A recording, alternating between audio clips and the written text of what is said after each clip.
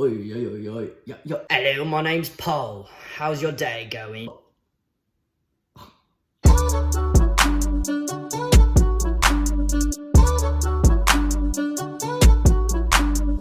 Yo, what's up you guys? Welcome back to my channel. My name is Sam and I'm female to male, transgender, 4 years in testosterone and 3 years post-op top surgery. And today we are going to be talking about pre-T passing tips. It is one of the most highly requested videos, so let's friggin' do it. First thing that I want to point out before diving into what to change and what to do and how to dress and all that, these are all based on like very stereotypical cis guy things. But in the end, be whoever you want, be however you want. You know, guys don't need to wear jackets. Guys can wear dresses, guys can talk higher. It doesn't matter, but I understand also the importance of wanting to pass as a stereotypical guy. But if you aren't a stereotypical guy, that's fine. Don't follow these the way you are and your traits and how you talk and whatever. If that feels like you and it doesn't fit this, that's fine. You're still a guy. I'm not defining what makes a man. This is more for the people that want to follow the trajectory of a stereotypical cis man. Okay? So the first thing, it seems pretty obvious, but it helps a lot and not everyone knows about it, is binders and packers, like boxers, packing shorts. They obviously help you pass a lot because, once again, going off stereotype, guys do have a flat chest. They have a little bulge. We're talking about cisgender men, obviously. If you need some guidance and stuff on where to get a binder and how to do it and all that good stuff, here's my link right here. Go check it out. I break it down and help you figure out like how to get the best binder for you. It really does help not only like feel more like a guy, pass more like a guy, but it helps your dysphoria a lot if you have chest dysphoria. So check into those. The next thing is clothing. I have a little bit of hard time with this one because wear whatever the fuck you want. As a guy, as a girl, doesn't matter. But if you want to dress more like a stereotypical guy and with your body shape, usually females have like more of that, you know, like hourglass shape. So there are ways to help that if you're wanting more of a V shape, right? What I have found are these specific types of shirts with like the sides cut out, like this part, and it goes up right here. These types of shirts make your shoulders look broader and your waist look slimmer. I don't know why or the science behind that, but I one time like years ago got a shirt like that and was like, oh my God, this is so helpful. Otherwise, if you wear a straight shirt, you look more like this.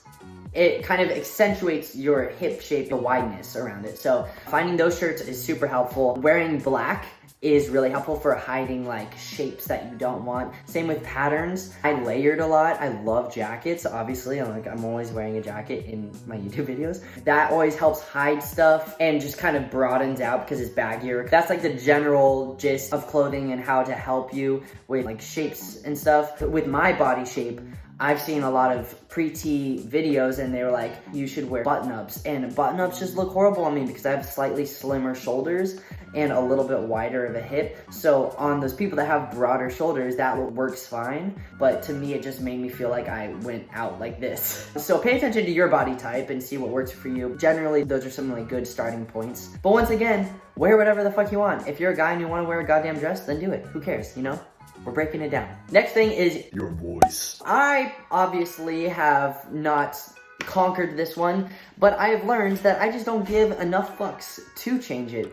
So that's me and my look on it. It was too much work for me to change myself and like always consciously make my voice deeper. I'd rather just talk the way I want and have the world shift their view on what's masculine, what's feminine, what's straight, what's gay, you know, like we're just humans with different pitches of voices, you know what I'm saying? But in order to help you, guys obviously typically have a lower voice. So you can start speaking more from your chest. Girls tend to speak a bit more in their face and their mask and their nose and stuff. So you can practice speaking a bit more from your chest and like more of a bellowy sound. Inflections are also a big thing that I don't do. That's why everyone thinks I'm more feminine and slightly gay. I just don't give enough fucks. You know, I just don't. I'm sorry, I don't care. Guys tend to speak more in statements and like a decline. So instead of speaking like this, like I always do, you can always speak like this. And it's always like, hi, my name's Sam.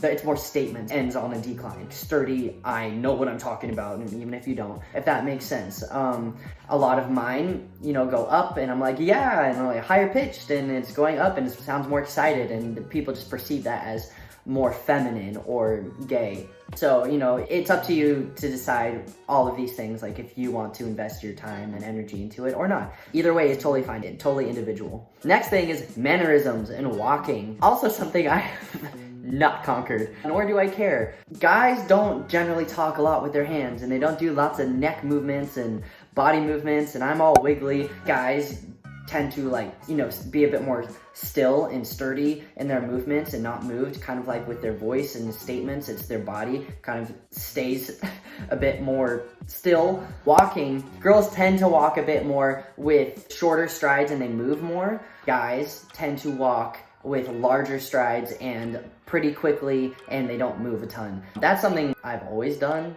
so I have that down. And now for the final one, the biggest one in my opinion is attitude. It's your mentality. People pick up on how you feel about yourself and what you think about yourself. They're very intuitive. Even if they don't know it, that's why people pick on you. They pick up on what you're insecure about and then they attack. If you're glowing from being in love, people pick up on that. It's that you don't necessarily need to be smiling. So people are much more intuitive than they let on. So it's a very internal thing. I think one of the biggest reasons why I passed so well pre-T all the time was because I just believed I was a guy. I knew I was a guy, and I wasn't trying to prove it. The biggest thing I've seen with a lot of trans guys is them trying to prove themselves. In doing that, they overcompensate, and it just makes it more obvious. If you're trying to be like hyper masculine, and if your preteens tend to have, like, you know, a bit more hips or stuff that's seen as feminine, it's gonna come off more obvious. You need to do internal work and just understand and believe, yes, I'm a guy and I don't need to prove it to other people. Although if this comes off, this whole list that I just listed off of how to come off as a guy seems like it's for the world to perceive you, I'm meaning it, and I think it should be this way for you to understand and feel more comfortable as a guy, and that is going to reflect out to the world, and society will pick up on it and treat you that way. So they're kind of more like an afterthought. This is all for you. This is more important for you and your happiness and feeling and presenting more like a guy. How they perceive you will come based off of that, and I think, while yes, that's important, it's more of an afterthought. You need to, like, really work on your attitude and just understand, yeah, I'm a guy, whatever's blocking that, move through it. And then when you have that certainty within you, people pick up on that, and that is why I passed so well. You know, yes, I got lucky with, like, good genes and stuff for stereotypical men, but it's also like, you know, people have that and then they still get misgendered, the wrong name, pronoun, whatever. So it's a lot of internal stuff. So I think that's the biggest thing that I haven't seen in a lot of videos that I really wanted to point out. Ouch!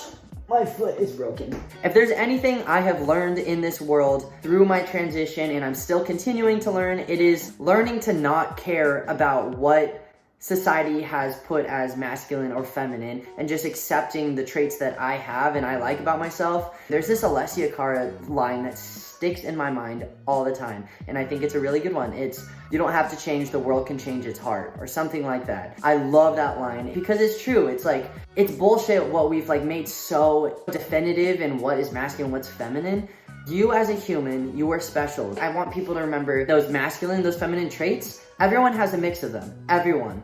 Some have more, some have less. And that doesn't mean if you have more feminine traits, that means you're a girl. No, it just means you're a human with more feminine traits. Like, we are trying to break this down, and I want people to also remember being transgender is as hard of a life as it is. And I know I got pretty damn lucky, and I've had a pretty good life in comparison to a lot of people that lose family and stuff. But I've also struggled a lot, so I understand, yes, this is, you know, a hard-ass life. And I'm aware of what can happen, what has happened to my friends and stuff. It's a really, really hard life to be transgender. But at the same time, if you shift your perspective a little bit, or try and shift your perspective a little bit in your situation, it is also the hugest gift, because you have now lived a life from so many different angles, and with that comes so much depth and complexity and richness in life and knowledge and wisdom. And if you take that in stride and start owning it, that's amazing. And those feminine traits that you have from formerly being a woman, that's the coolest shit ever. Like, what guy has that experience and knowledge? And I think it just adds a positive note and depth to you. So I personally love them. Like I said, you know, the biggest thing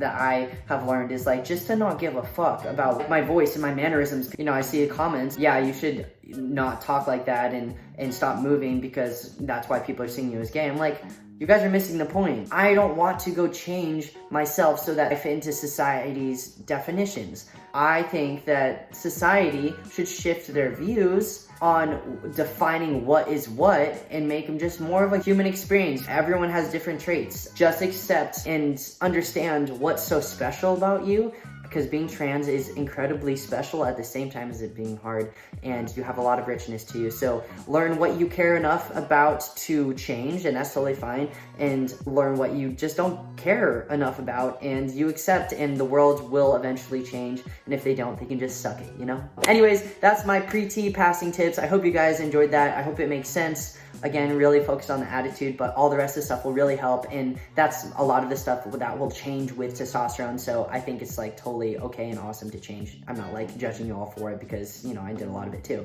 I will talk to you guys next week with another video. I'm pretty excited because I think it's gonna be a little collaboration video with a certain someone called Jamie Wilson. He's a homie, if you guys know who he is. I'm pretty excited. I think you guys will really like it. So look out for that next Saturday, and I will talk to you guys later. Thank you so much for supporting. Adios. Love you. Bye.